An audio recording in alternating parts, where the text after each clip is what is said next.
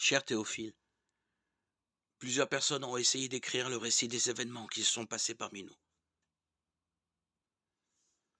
Ils ont rapporté les faits tels que nous les ont racontés, ceux qui les ont vus dès le commencement et qui ont été chargés d'annoncer la parole de Dieu.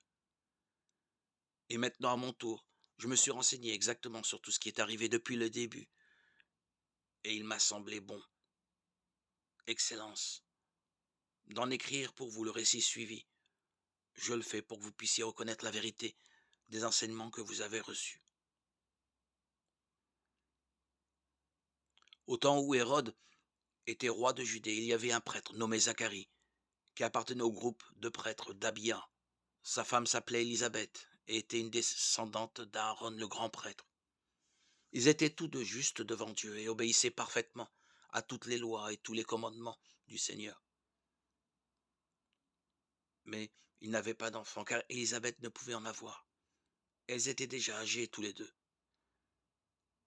Un jour, Zacharie exerçait ses fonctions de prêtre devant Dieu, car c'était au tour de son groupe de le faire, selon la coutume des prêtres. Il fut désigné par le sort pour entrer dans le sanctuaire du Seigneur et y brûler l'encens. Toute la foule des fidèles priait au dehors à l'heure où l'on brûlait l'encens. Un ange du Seigneur apparut alors à Zacharie. Il se tenait à la droite de l'autel, servant à l'offrande de l'encens.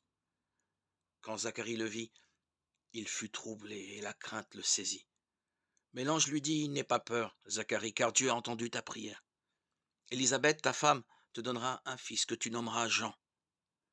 Tu en seras profondément heureux, et beaucoup de gens se réjouiront au sujet de sa naissance, car ce sera un grand homme aux yeux du Seigneur. Il ne boira ni vin, ni aucune autre boisson fermentée. Il sera rempli du Saint-Esprit dès le moment de sa naissance. Il ramènera beaucoup d'Israélites au Seigneur, leur Dieu. Il s'avancera lui-même devant Dieu avec l'esprit et la puissance du prophète Élie pour remettre d'accord les pères avec leurs enfants et ramener les désobéissants à la sagesse des hommes justes. Il formera un peuple prêt pour le Seigneur. » Mais Zacharie dit à l'ange, « Comment saurais-je que cela est vrai, car je suis vieux et ma femme aussi est âgée. » Et l'ange lui répondit, « Je suis Gabriel, je me tiens devant Dieu pour le servir. Il m'a envoyé pour te parler et t'apporter cette bonne nouvelle. Mais tu n'as pas cru à mes paroles, qui se réaliseront pourtant au moment voulu. C'est pourquoi tu vas devenir muet et tu seras incapable de parler, jusqu'au jour où ces événements se produiront. » Pendant ce temps, les fidèles attendaient Zacharie et s'étonnaient qu'il reste si longtemps à l'intérieur du sanctuaire.